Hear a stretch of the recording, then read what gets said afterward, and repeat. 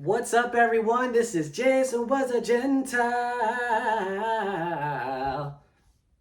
I'm so happy to be here with you right now. I want to tell you this is a talking video, and I want to tell you about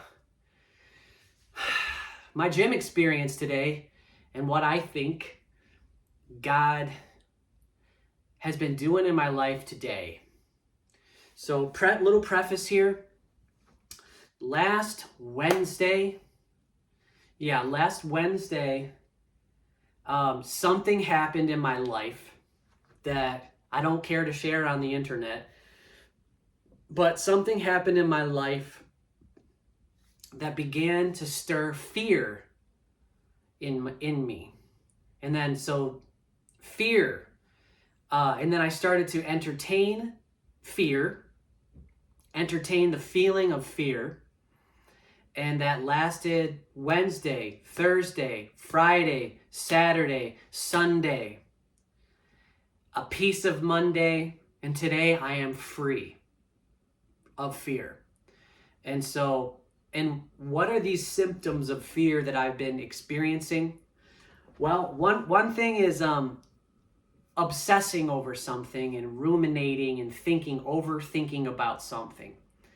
And so I would even be waking up at like 4 a.m. or 5 a.m. in the morning with this thing on my mind. And then I would start to feel fear. And then I would start to try to work out all these potential scenarios of what this could be or what could happen or what I'm going to do. And then I can't sleep. And then so I get up kind of sleepy and tired, and then I have my coffee and I'm kind of groggy, and then at some point in time in the afternoon I've just been thinking about other things, and then I don't feel as fearful. But then as I'm getting really sleepy that night, then all of a sudden fear grips me. And so I've been number one, wrestling with that and trying not to give myself over to it, but it's been winning. But today I'm free. So I want to tell you what happened today. And so, all right, first of all, yesterday I prayed and I asked God, please free me of this. And I feel like what I got from God, is this the Holy Spirit? I don't know, probably so. It's just like, what's the solution? I don't have the answer. I'm asking you for answers, And so what I got was, whatever it is, respond humbly and reasonably. Whatever it is, respond in a humble way and be reasonable. And I said, okay, all right, God. So, and then yesterday, as I was going for my run in the morning, and that's when I came to this, God gave me this, when I got this. And then I've been saying that to myself throughout the day. And then also, I've been developing like a gym playlist of these new Christian songs that I like to work out to, because I work out to Christian music. I'm wearing the Team Jesus. I got my wedding ring on, and I'm listening to Christian music, and I'm on the court for Jesus, and I'm strengthening my body, And so, but I've been stumbling across some music, and one song is by this kid. His name is Mike Malaguise. I'll say it again, Mike Malaguise. And basically what he does on YouTube is he does like YouTube shorts, and he records like Christian rap music. And he's a young kid, and he's kind of boisterous and kind of like boyish. And he's got this song, there's nothing that my God can't do. There's nothing that my God can't do. And so what I think God did for me around that twilight hour between like 3 a.m. and 6 a.m. or 4 a.m. and 6 a.m., that's some sort of weird like bewitching hour. It's a very weird time. And weird things happen during those times, those hours of the day. And so in my dream, I just kept singing over and over in my dream There's nothing that my God can't do. There's nothing that my God can't do. And I woke up singing that song because it was in my dream. And then I played it, and I was trying to figure out if there was a way that I could splice the beat in so I could put a verse in on Mike Malagi's song. Which, by the way, I feel like I should do that. I should do that. So I feel like God stepped into my dreams and gave me, there's nothing that my God can't do. There's nothing that my God can't do. There's nothing that my God can't do. That's what I woke up with from this like teenage kid who I kind of find, sometimes he speaks to me, sometimes he doesn't. He's kind of like a young Gen Z kid. He's like, can I pray for you? Can I pray for you? And I don't watch very much of his content, but I have a couple of his songs on my playlist at the gym because it's just like rap music and it's kind of like, perfect for the gym. So I feel like God gave me that. God gave me, what would you say? I was thinking about that. I was like, God gave me a dream. There weren't any pictures involved with it. All it was I was like twisting and turning my mind about there's nothing that my God can't do. My mind was just kept processing that. And so I woke up singing, there's nothing that my God can't do. I wasn't all jubilant and like, there's nothing that my God can't do. It wasn't like that. I was just having a morning, and that was in my mind. And so God gave me a dream, which God has not given me a dream in a very long time. And so there's that. And then so I do my morning routine, I go for my run, and then the whole time that I'm going, most of the time, so I do 2 laps in this loop. I run 1 lap, and then like I jog 1 lap, and then I walk it. And then as I'm walking, I was like, you know what? I'm going to talk to you, God, throughout this whole, because I don't pray a lot. I really don't. And so I'm going to talk to you, God, throughout this lap. And I just talked to God about all sorts of stuff. And so all sorts of stuff, And so, and I thanked God for that dream too. I acknowledged that that dream came from God. I thanked him. And so, all right, so then I'm getting ready to go to the gym after I have breakfast, do my walk, have breakfast, go to the gym. And then I'm like, you know what? I have these little coins. They're like Galatians 5:22 through 23, fruit of the spirit coins. And I was like, dude, and I thought to myself, man, you have not been walking around with these coins lately. So why don't you put a coin in your pocket, and at least there's an opportunity, at least you have the coin, the challenge coin, to give to someone in case there's someone there. If you don't have if you're not even carrying the coin, there's no opportunity to give a coin. All right, so I put the coin in my pocket, and I actually put a second one in my bag, my gym bag. So I have 2. And then so I'm at the gym, and I'm working out, and I'm noticing that I'm seeing 2 types of t-shirts that are really sticking out to me. There's one person, there's an older guy, he's wearing a No Kings t-shirt. It's a big No King. And then I see a couple other guys that are wearing American flags. I lived through 4 years of Biden. And so I'm seeing people with political messages on their t-shirts, and they're all like retirees for sure, 60s for sure.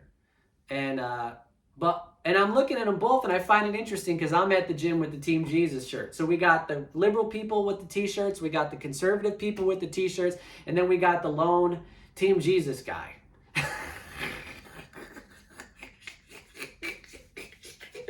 And I couldn't help think to myself, what I wanted to do was I wanted to get the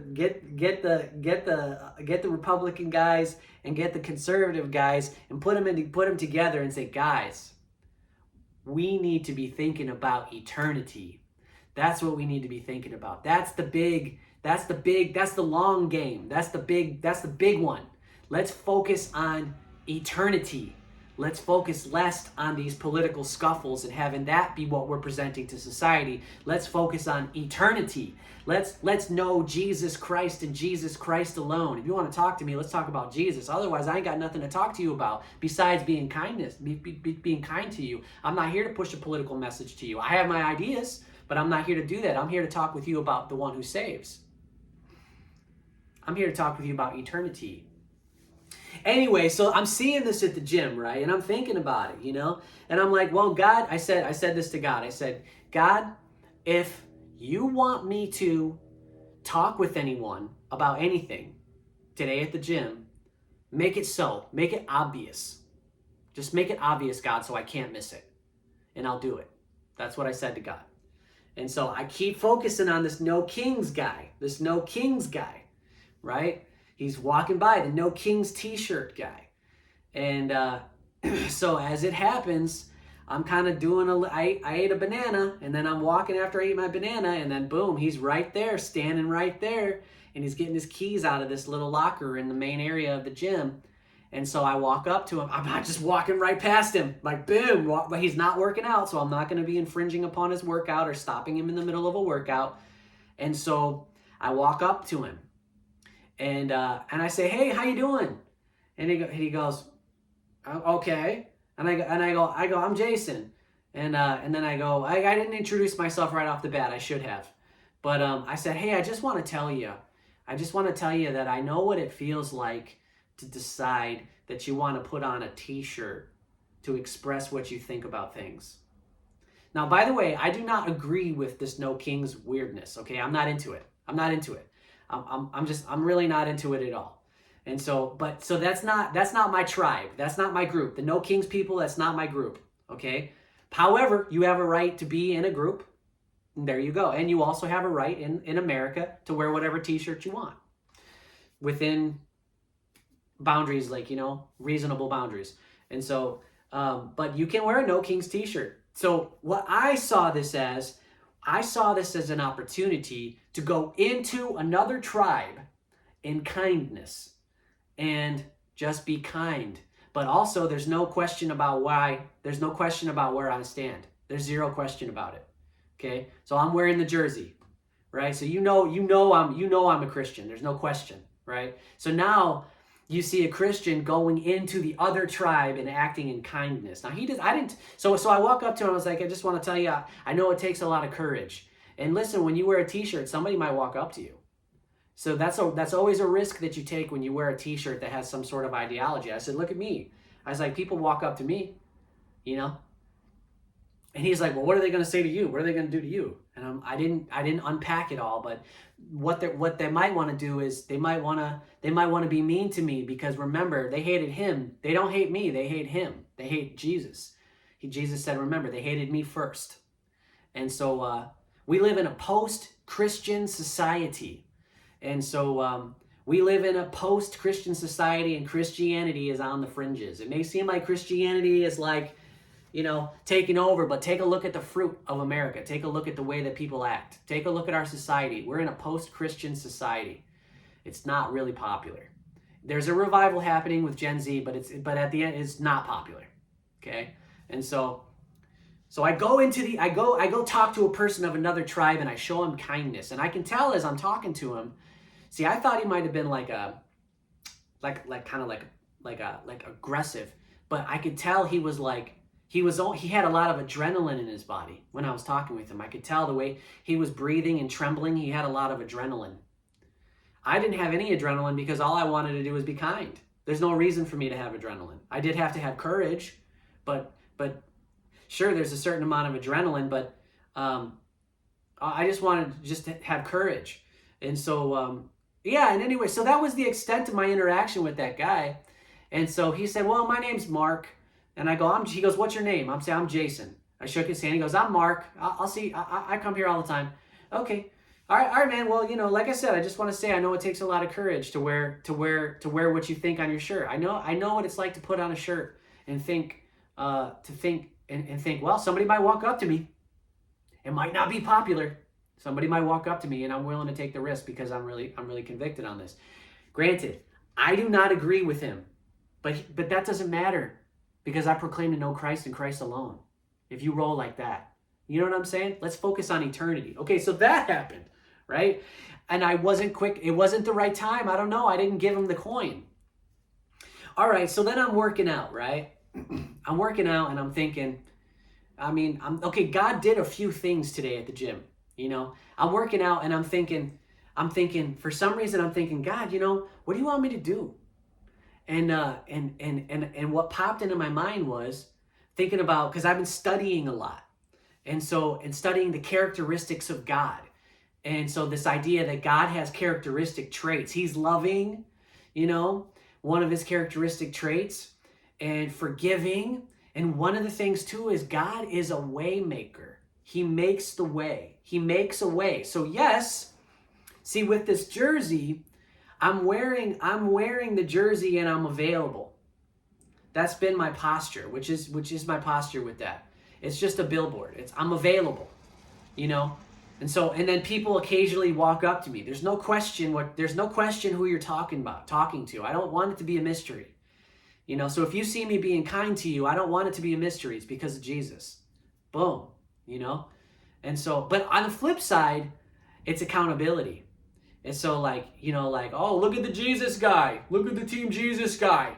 He's staring at that girl. You know what I'm saying? So there's a certain level of accountability when you put yourself out like that. And so I'm thinking, God, what do you want me to do? Do you want me to go up to anyone? Do you want me to go up to the conservative guys? Should I do that? Is that what you want, God? And I didn't get any clear anything on that. But what did pop into my mind was God is a way maker. And sometimes when there is no way, you need to make a way. And so that's what that was, talking to that guy. It was making a way. It was making a way. Sometimes you just stand here and say, God, serve it up to me. Tee it up for me so I can hit it. And then God does that. But there's also like, go make a way. Be patient. Be long-suffering. Keep at it. And God will make a way. And by the way, another thing that was popping into my mind today too was one day is like 1,000 years to God. And that gave me perspective on this thing that had been making me fearful. Is this is just like 4 days, 5 days of fear. One day is like 1,000 years to God. And I'm like, okay, that's what you think, God? Okay, well then this is just a blip. Whatever it is that's going on in your life and my life, it's hard to sometimes to keep a grip, to keep this perspective on it, but 1 year, one day is 1,000 years to God. So just keep perspective on the infinite nature of the cosmos and eternity. And this is what's happening just at this moment, you know? So just lay it at God's feet and also say, and then when you lay it at God's feet, you can say, and my response, whatever is going on in your life, my response, be resolute about what your response is. My response is going to be peace, patience, love. I'm going to have courage and I'm going to be strong, but I'm going to be humble and I'm going to be reasonable, whatever it is. And I'm going to stand up. If anyone comes against me, I'm going to stand up, but I'm also going to be humble and reasonable. So there's that. All right. So God's a way maker. Went to another tribe. Still got this coin in my pocket, but I'm not looking around to try to give the coin. I'm just going, you know, I'm just going out. And so there's a basketball court at this gym. And I've been shooting hoops at this basketball court because I used to play basketball in high school. I played basketball all through my childhood. We had a basketball hoop on a gravel dirt driveway, and I played copious hours of basketball. I wanted to be in the NBA when I was a kid. And I was a small fry. I was small and scrawny and weak, but I had a lot of heart. I was like Rudy, the movie Rudy, without talent. I had some talent, but you know, you do anything long enough, you'll get a little bit of talent. But anyway, so I got cut from the basketball team in 9th grade. I didn't make the basketball team, but they told me I could be the manager, AKA the water boy. And I could practice with the team, and I could bring the ball out. In the beginning of the games, I could run the ball out, toss it up to the hoop, and with the team.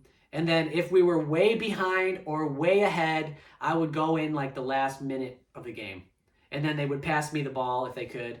And so I go to the basketball court at the gym because I have a special place in my heart for basketball. I'm also a man now. I'm not a boy. And so I'm like, oh, okay, well, let's see if I process the sport of basketball different than when I was 15, you know? And so, you know, I'm shooting the ball, practicing my shots. And there's two people on the other end of the basket. It's a full court, the other end of the court. And, well, there's three people. There's three of us. And I was like, we could play a game of knockout. And so I said to the guys, that took courage, by the way, because I haven't played knockout since, like, I don't know, bro, like college or high school or something. You know, knockout. And so I was like, guys, we can play knockout. You guys want to play a game of knockout? And one guy was like, no, I'm good. But the Spanish dude, who was a little older than me, probably maybe 5 to 10 years older than me, tan guy, Spanish guy, he's just shooting hoops, And so he's like, let's play. And I was like, oh, okay, you want to play around the world, or what do you want to play? He's like, let's play to 11. And I was like, play to 11. I was like, you mean like 1-on-1? And he's like, yeah. He's got like a really thick Spanish accent. And I was like, okay, man, sure. I haven't played. All right, sure. So we're playing basketball against each other, playing one-on-one. I haven't played one-on-one, and I'll be honest with you, I've been afraid to play one-on-one. I'm not, no lie, because I kind of suck. What can I tell you? I kind of suck. And so, so we played one-on-one. We're having a lot of fun, and we get to the point in the game where it's 9-9, and we're playing to 11, okay? And what I noticed, this guy, his name is Paulo. I don't think he said Paulo, he said Paulo. And so so I'm playing one-on-one against this 50-year-old guy named Paulo, and he's cool. He's not being too aggressive. He's being cool. And me, same with me, man. I'm not getting in his face, but I am trying to win. We're having fun, and I'm laughing a lot. It was a lot of fun. And so it's 9-9, and Paulo is shooting threes, trying to get, because we're playing, every shot is one, but a 3-point shot is worth 2. And so he's shooting threes, trying to finish off the game with the 3-point shot. And then I realize what he's doing. And so I'm thinking to myself, okay, well, it's 9-9. So, all right, so I'm gonna try to shoot some threes. And so I got the ball. I shot a couple shots, and I got the ball, and I'm taking the ball back to reset, and I'm going to the top. I think they call it the key. I dribble to the top of the key, and as I'm dribbling to the top of the key, this thought pops up in my mind about this game. When I was the manager, the coach put me in for like the last 2 minutes of the game. Our team was getting completely destroyed. Okay, it was a landslide. So they put me in because there's no possible way that we were going to win. And the point guard, the starting point guard for our team, his name was Jesse. Jesse always looked out for me and kind of treated me how like you would treat a little brother, like kind of protected me and always looked out for me. Just mess with anybody and you're going to mess with Jesse, so nobody messed with me. And he was a couple of years older than me. But anyway, so Jesse just kept passing the ball to me. And I was launching up threes. and it got to the point to where the other team didn't even guard me. So I probably shot 15 3-point shot attempts, and I missed them all. I missed every single one. Could you imagine shooting the ball 15 times in a row during a game at the end, and everyone is watching you and you missed them all? It was embarrassing. It was very, very, very embarrassing. I never let on, but I was embarrassed because I suck. And I don't deserve to be on the team because I suck. That's always been I've always just kind of, I don't know, it's one of my memories, So that pops into my mind as I'm playing one-on-one against Paulo. I'm a man now, by the way. I'm on Team Jesus. I'm a man. I am not a boy, okay? I'm not who I was, okay? And so who I was, that ain't me no more. I'm a man, And so I'm dribbling to the top of the key, and that pops into my mind. Shoot the 3 and sink the 3 and win the game. And I shot the 3 and I sunk it. And I won the game. I won the game. I won the game, boy. And I didn't gloat. I did not gloat at all. But it was such a big deal to me on the inside, because everything came full circle, And I won the game with the 3 as a man. I missed the 3 as a boy, but then I came back as a man and I won the game. Come on. Isn't that dope? That's super dope. And so then we played one game and we shook hands and said, yeah, what's your name? Da da da. And then I said, I wondered who I was supposed to give this to. And I had the coin in my pocket, And I put the coin in my hand and I gave it to Paulo. And I said, on one side, there's a Bible verse. On the other side, I said, I want to tell you. I was like, some of these things, which is peace, love, patience, kindness, faithfulness, joy. And I was like, I saw some of these things in you today. And I just want to thank you. I want to give you this coin. And then he took it. He goes, oh, thanks. And then as he was walking away, I saw him look down at it. He put it in his pocket. And then, I mean, that's what God did for me. That's what God did through my life at the gym today. That's what God did at the gym. So let's summarize it. Number 1, have courage to go into the other tribe, whoever the other tribe is, the people that are not like you. Have courage to go into the tribe with kindness, to preach, to show the love of Jesus Christ. But also remember, Jesus did talk about sin. Just saying. At the right time, he talked about sin. But, go into the other tribe in kindness. Whoever that other tribe is. If it's somebody at the grocery store, just kindness. Be kind. Let that be the beginning of your ministry. Kindness is the starting point with the ministry. It can grow, but kindness is the starting point. I'm just going to be kind, and I'm going to be kind to be obedient to Jesus in kindness. I'm going to be kind for you, Jesus, because you want me to be. Okay? Number 2, remember, yes, sit there and wait for God to give you opportunities. Yes. Also remember, God is a way maker. And so we're made in the image of God. And so we can be way makers too. Sometimes you need to make a way, and that takes some courage. And if you begin to make a way and it's just not the way, okay, But there's that. The other thing is, if you want to share your faith with people, having a trinket or something that you can give to someone is a really powerful tool, because it's giving. It's a free gift. With the coin, it looks like they cost $1 a piece. And so it's like maybe $1.50 or $2. And so, have something on you that you can give, And then the other thing is, remember who you were as a child. The old you, that's not you anymore.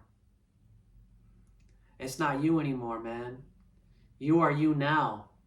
And you know what I'm saying? You're stronger now. You're braver now. You have more courage now. So go out and make a way in kindness, love, peace, patience, joy, long-suffering, faithfulness, gentleness. Go out and make a way and have courage. And have God on your mind. Having these practices where you're reading the Bible and then you're reading commentaries about the Bible. Also, look, I'm handwriting the Bible in this thing. I'm handwriting the book of Mark in this thing. And study the Word and just get saturated with Christianity from all angles. Get saturated with it, but then also talk to God. God, thank you for this. Thank you for that. God, what do you want me to do? And ask God for dreams. Ask God for what you want. Tell God what bothers you. And take note when he answers your prayers. And thank him for answering your prayers. And so, so that's all very encouraging. And also fear. Fear is of the enemy. A response to fear is, what will my response be? Whatever it is, what will my response be? My response will be, I will stand upright. No matter what it is, I'm standing upright in courage. And I will be humble, and I will be reasonable. And you're not going to see me lash out at you, but I'm going to be humble and reasonable. I'm not going to have somebody just steamroll me, but I will be willing to turn the other cheek as well. And if you steal my jacket, I'll give you my tunic. If you steal my jacket, I'll give you my shoes. If I lend you something, I'm not asking for anything back. That's the posture, And so standing in courage, getting into the Word, so we know when things come across, we can operate that way. Man, oh man, oh man, oh man, oh man. I'm so encouraged, and I hope that this encourages you. It's like a 30-minute video, and if you listen to the whole thing, I have no doubt in my mind that this video will bless you if you think about it and ponder it and dive into the Bible. All right, we'll see you on the next one. Represent Team Jesus. All right, peace out.